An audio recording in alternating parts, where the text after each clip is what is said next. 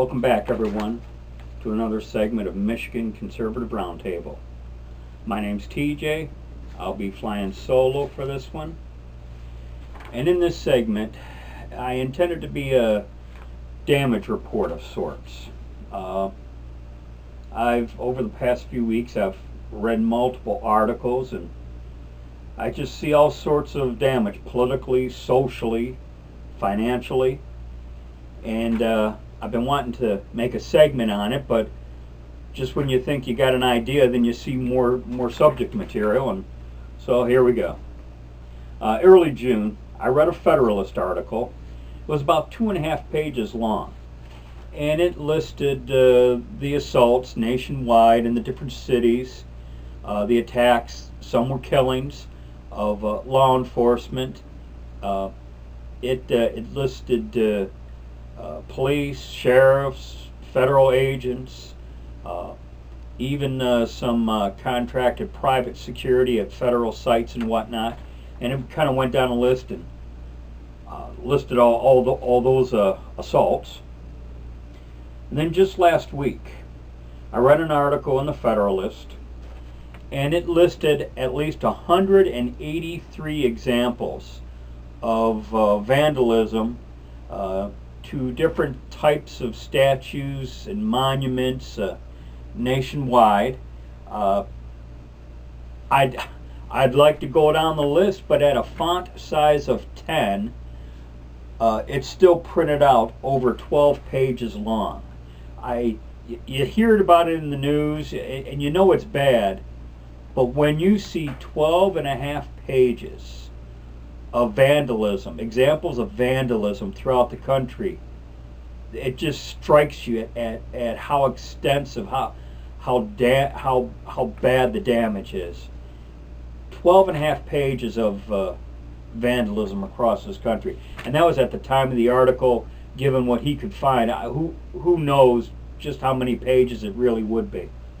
In a previous segment, I made mention of 25 cities where vandalism was taking place, and of the 25 cities, 23 of them had Democrat mayors.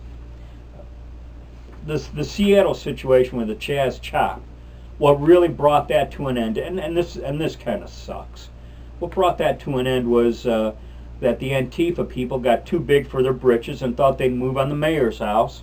Well, of course, the mayor's not going to like being protested, not in front of her house. And then you got to wonder, perhaps she was in fear of her life and realized, ooh, this has got to end. But you know, the only reason why it ended was because they went to the mayor's house. Give that a thought. Portland, you know, I've been thinking about something too with Portland. This Portland stuff was going on way before George Floyd incident in Minneapolis.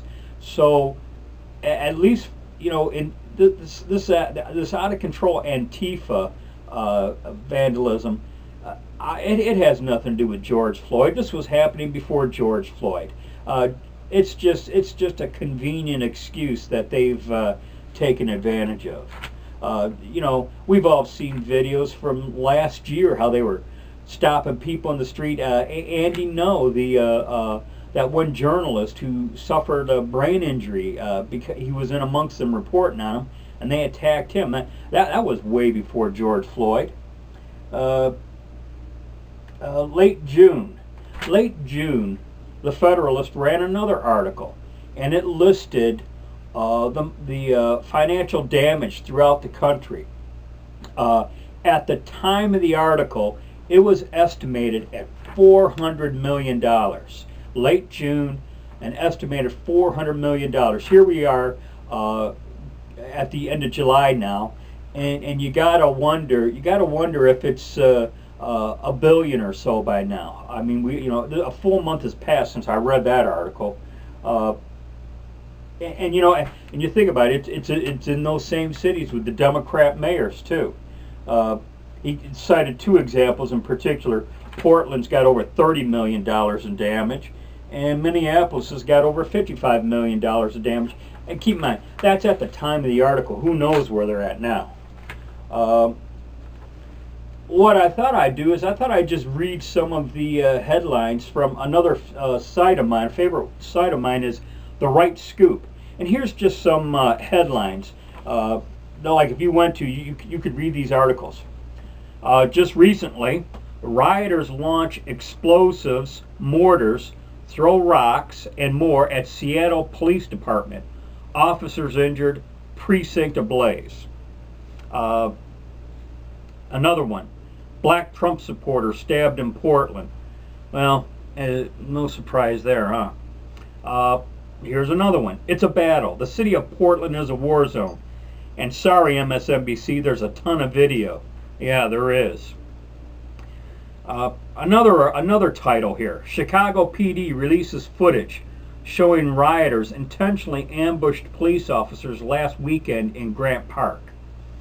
Another article. The mayor of Chicago tells the residents of Chicago that if they see agents of Department of Homeland Security doing something that doesn't seem right, for them to call 911. You know, when does calling 911 ever work to begin with? But the fact that the mayor's telling citizens to call 911 on federal agents, this is so half-assed backwards. It's scary. Let's see, what do we got here? And then another title. Chicago mayor was chirping at Trump last night when 14 people were shot at a funeral. Don't know if you all heard about that. Right Scoop goes on to report.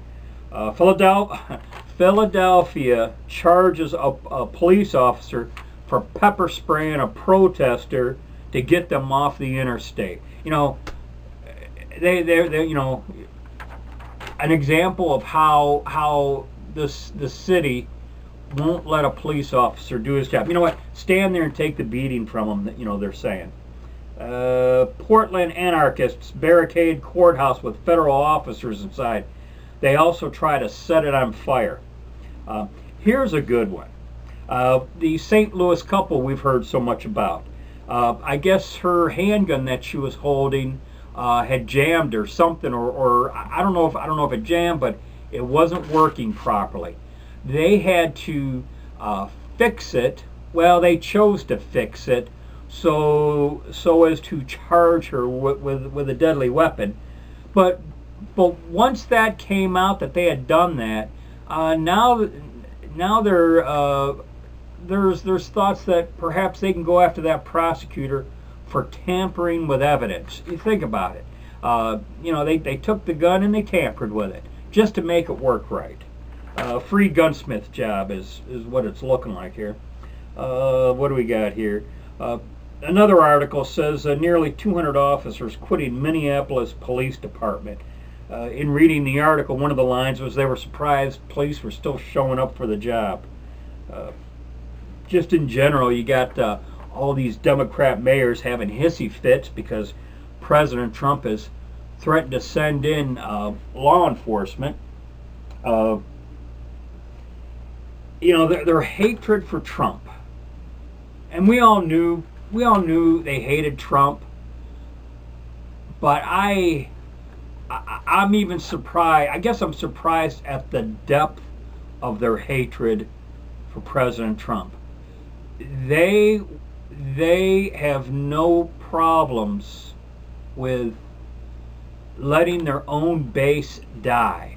The people that voted for them and put them into office, they have no problems at the demise of their base, given the fact that their hatred for President Trump is so deep.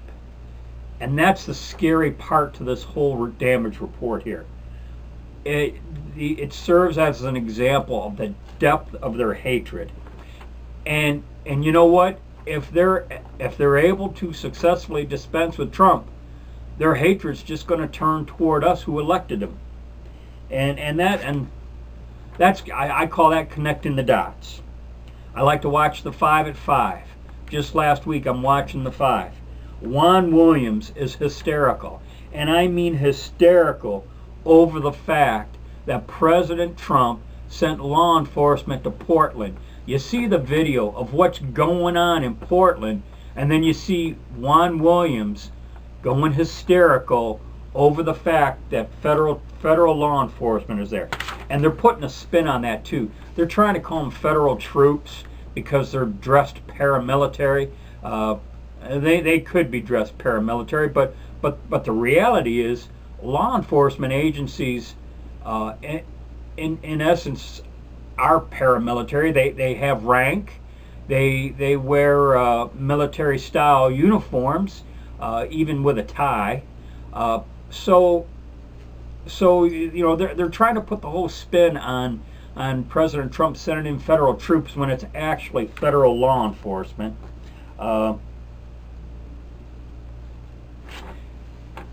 More of the mayors are having a hissy fit because he's threatened to do it, say like with Chicago, New York, Philadelphia maybe.